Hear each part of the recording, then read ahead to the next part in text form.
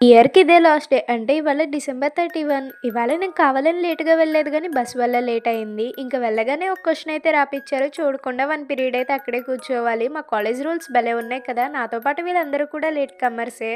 మీకింకో secret చెప్పనా? 9, 10 దాటాకొస్తే ఇంక attendance కూడా మోయే అనమాట హాఫ్ డే.